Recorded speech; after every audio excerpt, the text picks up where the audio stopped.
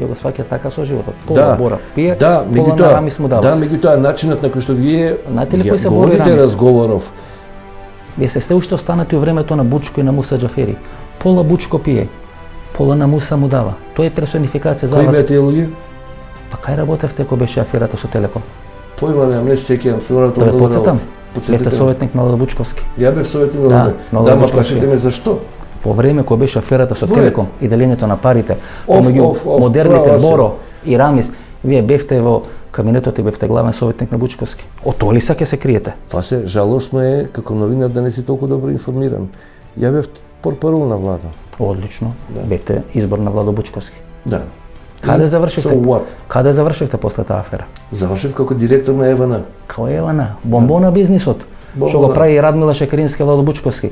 Така ли го сваќате соживот, господине Јунус? А ве мешаш баби и жаби вече. Не, туку соживотот го сваќате до последното евро. Тука е проблемот. Најголемиот проблем знаеш ли кој е? Што кога ќе ја гледате емисија ќе ме прашат што клинац бараше кај вас кој ефтав у емисија. Понеделник во 22 часот, емисија во Центар на Канал 5 телевизија.